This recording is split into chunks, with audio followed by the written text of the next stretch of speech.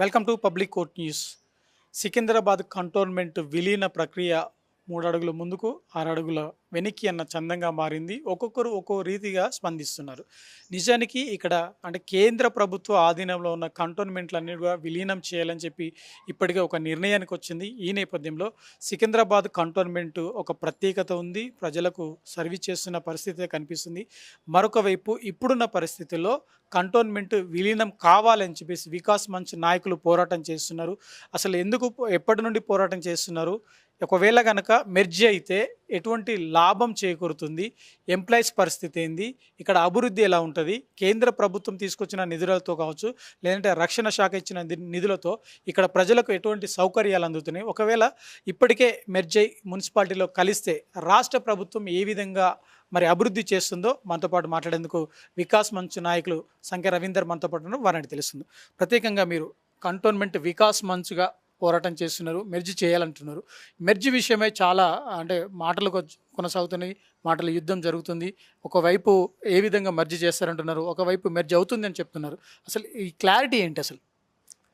First of all ఈ cantonment merger issue అనేది ఇప్పటిది కాదు. ఇది దాదాపు 1947లో స్వాతంత్రం వచ్చిన తర్వాత 1955 నుంచే స్టార్ట్ అయింది. ఎంటైర్ కంటోన్మెంట్స్ అన్ని లోకల్ బాడీలా కలపాలని చెప్పేసి 1955లా 77లా 80స్లా 90స్లా అట్లా 2020 కొత్త బిల్లు దాకా ఇది ప్రతిసారి దేశంలో పెద్ద ఎత్తున నడుస్తున్న చర్చనే.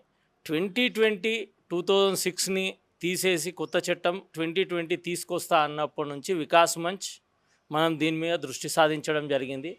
1924ని రద్దు చేసి 2006 చట్టం తీసుకొచ్చినప్పుడే మాకు ఏం న్యాయం జరగలేదు.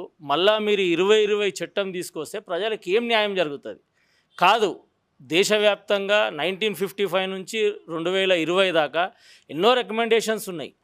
వైబీ చవాన్కి మొత్తం కంటోన్మెంట్స్ అన్ని రెజల్యూషన్ పాస్ చేసి మర్జర్ కావాలని చెప్పి ఆడి నుంచి మొదలు పెడితే Sangma commission, 12th Lok Sabha recommendations, అదేవిధంగా సుమిత్ బీస్ కమిటీ రికమెండేషన్స్, ఇవన్నీ రికమెండేషన్స్ ఏం చెప్పినాయి? కంటోన్మెంట్లు అభివృద్ధి చెందాలంటే లోకల్ బాడీలా కలుస్తేనే అభివృద్ధి చెందుతుందని చెప్పేసి ఉన్నాక కూడా మళ్ళీ మీరు కొత్త చట్టం తీసుకురావాల్సిన అవసరం ఏముందని చెప్పి కేంద్ర ప్రభుత్వాన్ని, మినిస్ట్రీ ఆఫ్ డిఫెన్స్ని ప్రశ్నించడం జరిగింది. ఆడికెంచి మొదలైంది ఈ మర్జర్ ఇష్యూ అనేది. యావత్ భారతదేశ వ్యాప్తంగా వికాస్ మంచ్ అందరి మద్దతును కూడగట్టుకొని అందరి వ్యూస్ షేర్ చేసుకుంటూ గవర్నమెంట్ ఆఫ్ ఇండియా పెద్ద ఎత్తున ఒత్తిడి తీసుకొచ్చినందుకు కేంద్ర ప్రభుత్వం కూడా సానుకూలంగా స్పందించి ఒక పొలిటికల్ డిసిషన్ కాకుండా ఒక పాలసీ డిసిషన్ తీసుకొని మర్జర్ ప్రాసెస్ అనేది రాష్ట్ర ప్రభుత్వాలతోటి ఒక విధి విధానాలని పంపించడం జరిగింది. దానికి రాష్ట్ర ప్రభుత్వాలు కూడా సానుకూలంగానే స్పందించి ఎన్ఓసి ఇవ్వడం జరిగిన తర్వాతనే కేంద్రం కమిటీ వేసింది. విలీన అంశం ఈ విధంగా ముందుకు సాగుతుంది. ఈ విధంగా ముందుకు సాగుతున్న విలీనానికి స్టార్టింగ్లో కంటోన్మెంట్స్లో ఉన్న కొద్దిమంది నాయకులు వాళ్ళు పట్టించుకోలే. అవుతుందా, ఇంత దాకా వస్తుందా అన్న ఆలోచన ఉండే వాళ్ళకి, అంటే నెగ్లిజెన్సీ. కేవలం వాళ్ళు ఉన్నాము, గెలిచినామా లేదా, మనం 5 ఏళ్ళు ఉన్నామా, ఇంకా నెక్స్ట్ 5 ఏళ్ళు ఎట్లా అనేది ఆలోచించారు తప్ప ప్రజలు కంటోన్మెంట్లల్లో ఎటువంటి వసతులు లేకుండా చుట్టుముట్టు అభివృద్ధి అవుతుంది, ఈడ ఎటువంటి అభివృద్ధి లేదు, వీళ్ళకి ఏం చేద్దామన్న ఆలోచన ఏ నాయకునికి లేకుండా పోయింది. అటువంటి పరిస్థితుల ఈ మర్జర్ ఇష్యూ అనేది వచ్చింది. ఈ మర్జర్ ద్వారా కంటోన్మెంట్ ప్రజలకు ఎంత లబ్ధి చేకూరుతుందంటే, దాదాపు 18th సెంచరీ నుంచి నివసిస్తున్న నోటిఫైడ్ సివిల్ ఏరియాస్ దాదాపు 235 ఎకరాల నోటిఫైడ్ సివిల్ ఏరియాస్ ఉంది కంటోన్మెంట్లో. దాంట్లో ఉన్న ప్రజలందరికీ ఆ భూముల మీద హక్కులు వస్తాయి. వాళ్ళు ఒక ఆత్మగౌరవంతో బతుకుతారు. అది వికాస్ మంచ్ ఆలోచన. తర్వాత ఈ బిల్డింగ్ బైలాస్ తోటి కంటోన్మెంట్లో ఉన్న ఈ చట్టంతో కంటోన్మెంట్లో ఉన్న బిల్డింగ్ బైలాస్ ఎంత రిస్ట్రిక్టెడ్ బిల్డింగ్ బైలాస్ ఉంటాయి అంటే మీకు తెలియంది ఏం కాదు. 2 సంవత్సరాలైనా పర్మిషన్ రాని పరిస్థితి, నేను ఎంత పెద్ద కరప్షన్ నడుస్తుందో మీకు తెలుసు.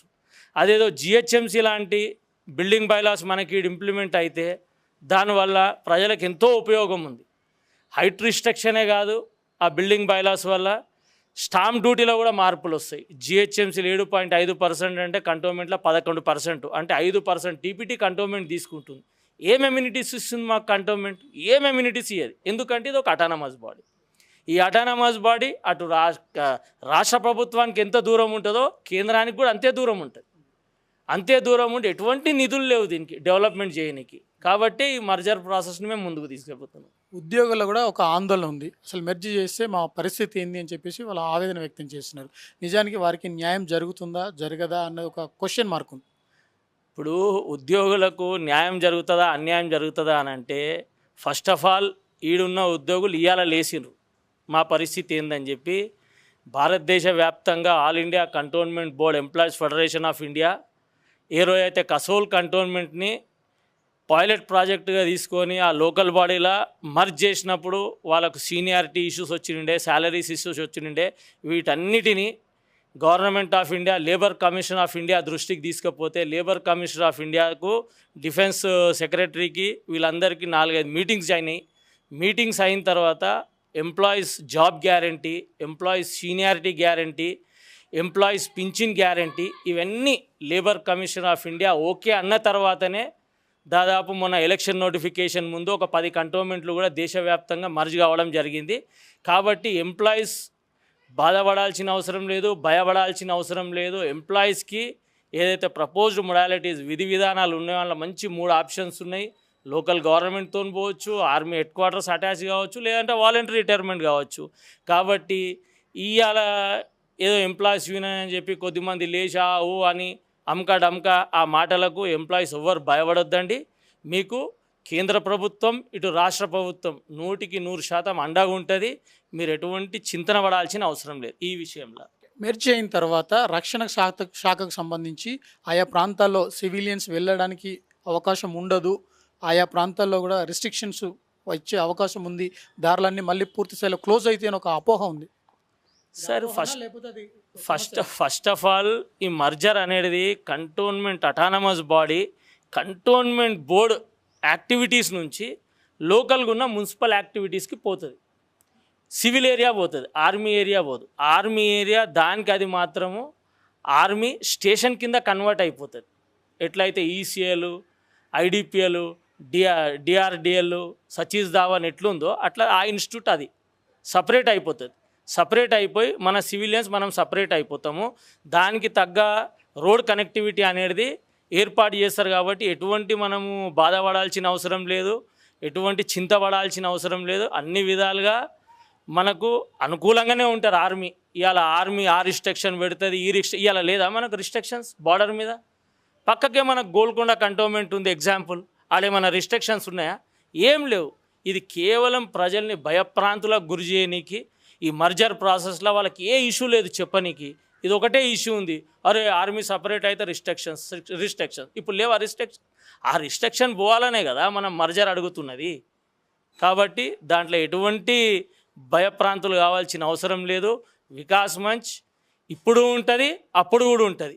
ఏమన్నా ఇబ్బందులు వస్తే 99.9% కాదు 110% చెప్తున్నా. రేపు పొద్దుగాల మర్జ్ అయిన తర్వాత ఎటువంటి ఇబ్బందులు అనేది ఉండవు. చాలామంది అభివృద్ధి చెందుతుంది, పెద్ద పెద్ద బిల్డింగ్స్ వస్తాయి, ఉన్న ఇప్పుడు మొక్కలు కావచ్చు, లేదంటే పర్యావరణానికి హాని జరిగే అవకాశం ఉంది అని చెప్పి ఆరోపణలు. అదే కదా నేను అంటుంది. ఆర్మీ ఇప్పుడు మొత్తం కంటోన్మెంట్ 10,000 ఎకరాలు. 10,000 ఎకరాలల్లో దాదాపు 7,000 ఎకరాలు ఆర్మీ అండర్లోనే ఉంటుంది. Government of India retained by government of India. 3,000 ఎకరాలు మాత్రం సివిల్ ఏరియా. ఆర్మీతో ఉన్నా కంటోన్మెంట్తో ఉన్నా కూడా సివిల్ ఏరియానే. ఇవాళ ఈ సివిల్ ఏరియాలో కంటోన్మెంట్ బైలాస్ దిక్కించే డీవియేషన్స్ ఎక్కువ ఉన్నాయి. ఇలా నిజానికి G+1 మాకు permission as per the cantonment building bylaws. ఇవాళ స్కిల్ టు 4-5 ఫ్లోర్స్ కూడా ఉన్నాయి. అంటే డీవియేషన్ ఇన్నే జరుగుతుంది. జిహెచ్ఎంసీలో పోయిన తర్వాత దానికి ఒక ప్రాసెస్ ఉంటుంది, ఒక చట్టం ఉంటుంది. Depend upon road, depend upon plot size, దాని ప్రకారంగా వాళ్ళు పర్మిషన్స్ ఇస్తారు. మార్టిగేజ్ సిస్టమ్ ఉంటుంది. కాబట్టి ఆ మార్టిగేజ్ సిస్టమ్ మళ్ళీ రేపు పొద్దుగల వాళ్ళకి ఆ మార్టిగేజ్ రిలీజ్ కావాలంటే ఆ చట్టాలకు అనుకూలంగా వాళ్ళు కట్టుకోవాల్సి ఉంటుంది. ఇంకోటి ఏంది, కంటోన్మెంట్ల లేఅవుట్స్ అన్నీ 30 feet 40 feet రోడ్స్. జిహెచ్ఎంసీ లాగా 15-20 feet రోడ్స్ కాదు. కాబట్టి మాకు ఎటువంటి ఇబ్బంది ఉండదు. మా కన్స్ట్రక్షన్స్ వచ్చినా కూడా మాకు డీవియేషన్ ఏముండదు, సెట్ బ్యాక్సే ఉంటాయి. కాబట్టి మాకు ట్రాఫిక్ కానీ దానికి కానీ దేనికి కానీ ఏం ప్రాబ్లం ఉండదు. ఈ గ్రీనరీ అంటారు కదా, ఈ గ్రీనరీకి కూడా 70% ఆర్మీ స్టేషన్లోనే ఉంటుంది. కాబట్టి ఈ గ్రీనరీ అనేది కూడా కంటోన్మెంట్ రెసిడెన్స్గా మా జన్మ హక్కు. ఇది ఇవాళ లంగ్ స్పేస్ అంటారు. Hyderabad centre of the city లేదు. Cantonment city northern part of Hyderabad. రేపు పొద్దుగాల మర్జ్ అయినా కూడా ఈ గ్రీనరీ అనేది, ఈ ఆక్సిజన్ అనేది కంటోన్మెంట్ ప్రజల సొత్తు, ఎటూ పోదు, ఏం ఆగం కాదు. దీని గురించి పెద్దగా చింతించాల్సిన అవసరం లేదు. ఇంతకు రెట్టింపు గ్రీనరీ అవుతుంది ఆర్మీ ఉన్నన్ని రోజులు తప్పితే ఈ గ్రీనరీ విషయంలో బాధపడాల్సిన అవసరమే లేదు. కేవలం కొన్ని కల్పితాలు చెప్పాలా. ఇంకేమంటారంటే కంటోన్మెంట్లో సర్ప్లస్ ల్యాండ్స్లలో, అసలు కంటోన్మెంట్ సర్ప్లస్ ల్యాండ్ అన్న మాటనే లేదు. క్లాసిఫికేషన్ ఆఫ్ ల్యాండ్స్ ఉన్నాయి. A1 A2 it self army, B1 it self central government, B2 2676 ఎకరాల ప్రైవేట్ ల్యాండ్ సివిలియన్స్తో నిండిపోయింది. B4 బంగ్లాస్ ఉన్నాయి, retained by government of India. B4 vacant lands ఉన్నాయి, retained by government of India 100 ఎకరాలు. ఏమున్నాయి ఆ see ల్యాండ్స్లో? Already కన్స్ట్రక్షన్సే ఉన్నాయి, నోటిఫైడ్గా కన్స్ట్రక్షన్సే ఉన్నాయి. సివిల్ ఏరియాలు మాత్రమే మర్జ్ అవుతున్నాయి. కేవలం ప్రజల్ని, కంటోన్మెంట్ ప్రజల్ని భయప్రాంతులు చేయడానికి, వాళ్ళ ఆడింది ఆట పాడింది పాట ఇంకా నడిపించుకోవాలన్న ఒక ఏమంటారు ఇక అది వాళ్ళకే తెలియాలా. ఇంకా కూడా మా ప్రజల్ని ఈ విధంగా 75 సంవత్సరాల స్వతంత్ర భారతంలో కేంద్ర రాష్ట్ర ప్రభుత్వాలు ముందుకొచ్చి మాకు ఒక స్వాతంత్రాన్ని ప్రకటించాలనుకుంటే మీరు దగ్గరుండి ఏమైనా అన్యాయం జరుగుతుంటే చూడాల్సిన వీళ్ళే ఈ విధంగా అడ్డుకోవడం అయితే ఇది సమంజసం కాదు. ఇక నేనేమంటున్నా అంటే వాళ్ళని ఏమనే పరిస్థితి లేదు, వాళ్ళ విఘ్నతకే వదిలేస్తాం.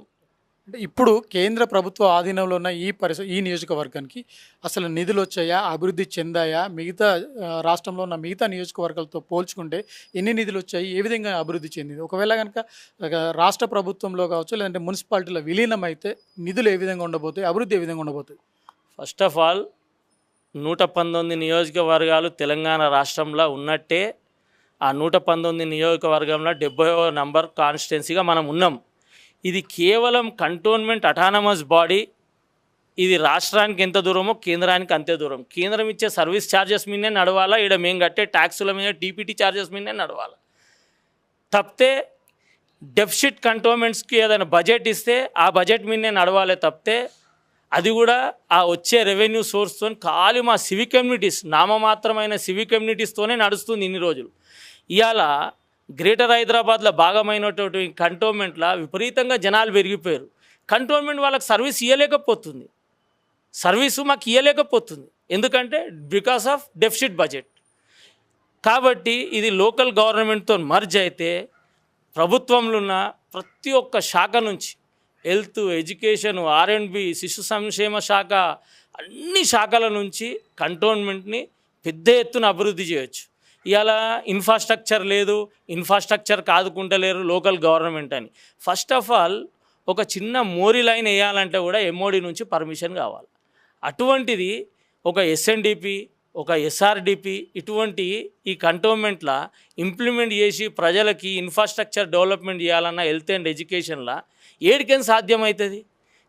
కేవలం మాటలు చెప్పేస్తుర్రు. రాష్ట్ర ప్రభుత్వాలు మాకు ఫండ్స్ ఇస్తలేవు, ఇన్ఫ్రాస్ట్రక్చర్ డెవలప్మెంట్ చేస్తలేదు, ఇస్తే మేము చేయమా, ఇక్కడ డెవలప్ కాదా, దానికి మర్జర్ ఎందుకు అనేది అడుక్కునే కంటే అదే సంస్థలు ఉండి అభివృద్ధి చేసుకుంటే అయిపోతుంది. అడుక్కునే ఎందుకు? అధికారికంగా తీసుకుందాం. కేంద్ర రాష్ట్ర ప్రభుత్వాలు ముందుకు వచ్చినాయి, అడుక్కునేది బంద్ చేద్దాం.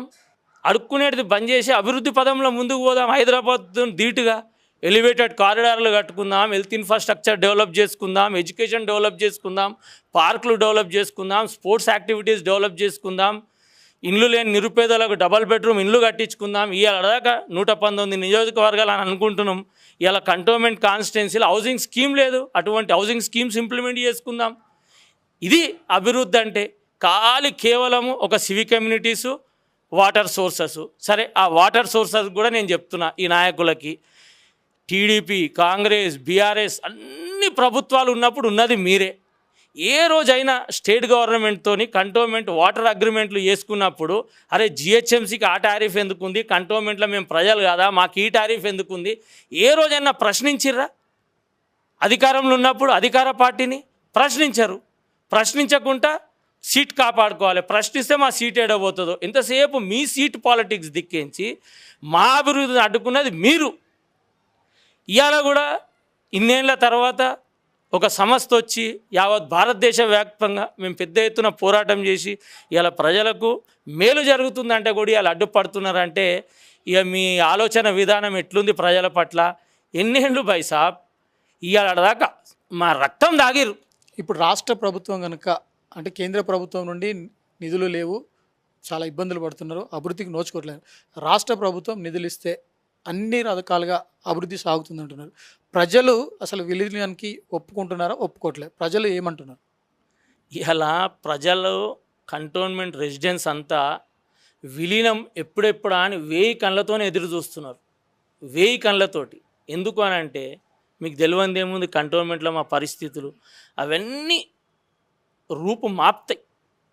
హైదరాబాద్తో ధీటుగా ఒక ఆత్మవిశ్వాసంతో బతుకుతాం. ఇవాళ అడక్క తినేది అనేది పోతుంది. ఇవాళ కంటోన్మెంట్లో సామాన్యంతో సంపన్నం దాకా ప్రతి ఒక్కళ్ళకి అభివృద్ధి ఫలాలు అందుతాయి.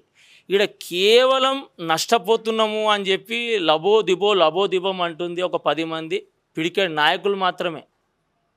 ఇర్రెస్పెక్టివ్ ఆఫ్ పొలిటికల్ పార్టీస్ ఇవాళ వికాస్ మంచ్తో అందరూ ఇర్రెస్పెక్టివ్ ఆఫ్ పొలిటికల్ పార్టీస్ మాతో మాట్లాడతారు, అన్న మర్జర్ ఎప్పుడు అని చెప్పేసి.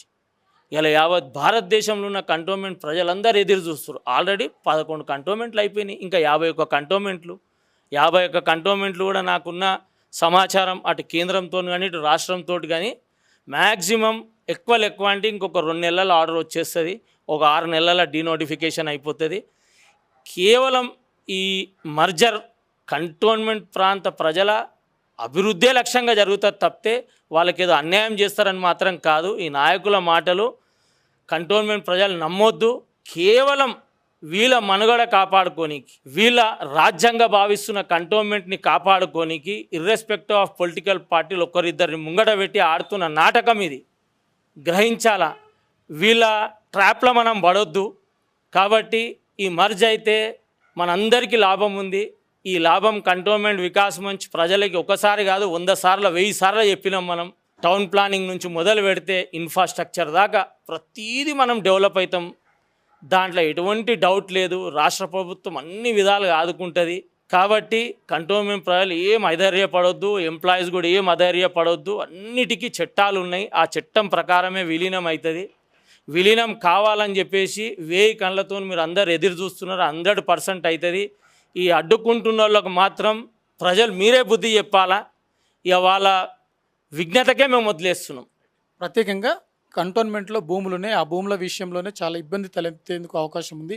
ఆ భూముల సమస్య కారణంగానే కొద్దిమంది విలీనం కావాలంటున్నారు, కొద్దిమంది విలీనం అవసరం లేదంటారు. నిజానికి ఈ భూములు ప్రజలకు చెందాలంటారా, బోర్డుకు చెందాలంటారా, లేదంటే నియోజకవర్గంలో ఉన్న ఏదైతే పేద ప్రజలకు ఇస్తే బాగుంటుంది? ప్రస్తుతానికి కంటోన్మెంట్ మీద భూములు ఉన్నాయి, ఆ భూముల మీద కన్నుబడ్డాయి రాష్ట్ర ప్రభుత్వాలకు కాబట్టి ఈ విలీనాన్ని అడుగుతున్నాయి అనేది అది అబద్ధం. ఈ వ్యాఖ్యలు చేస్తున్న నాయకుల వెనుకకు తీసుకోవాలి.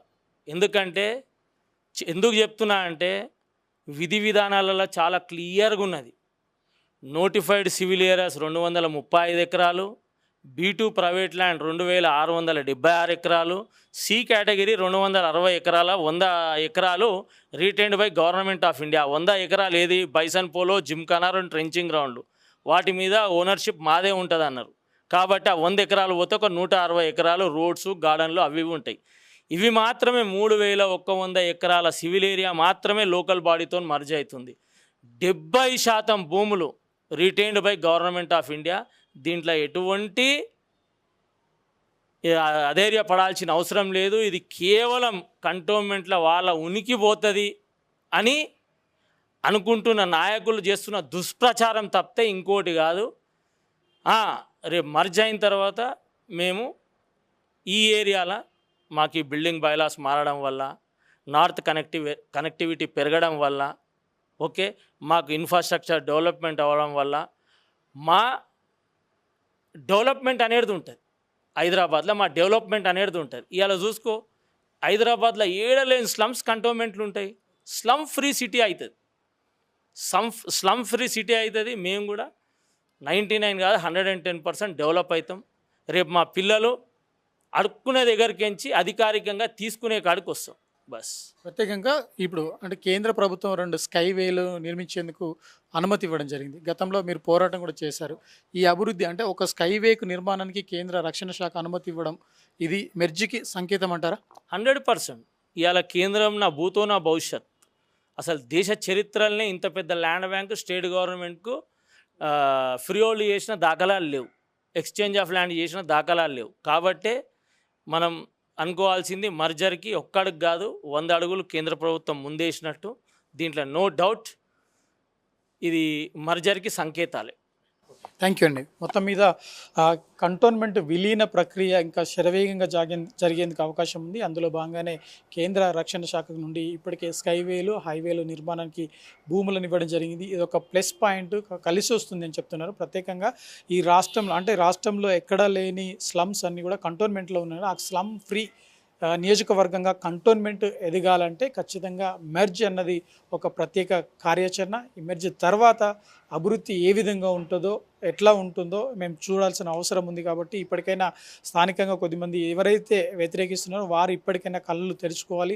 ప్రజల సంక్షేమం కోసం లేదంటే ప్రజల అభివృద్ధి కోసం కావాల్సిన నిధులు కావాల్సినవన్నీ కూడా ఇక్కడ రాష్ట్ర ప్రభుత్వం కావచ్చు ఈ మున్సిపాలిటీ నుండి తీసుకునేందుకు అవకాశం ఉంది అని చెప్తున్నారు. మొత్తం మీద కంటోన్మెంట్ విలీన ప్రక్రియ ఇప్పటికైతే సజావుగా కొనసాగుతుంది. భవిష్యత్తులో ఖచ్చితంగా పూర్తి స్థాయిలో విలీనమైతే ప్రజల జీవితాల్లో అభివృద్ధి అనే వెలుగులు చూసేందుకు అవకాశం ఉందంటున్నారు. కెమెరామెన్ సుజిత్తో Mahender, public court news, Hyderabad.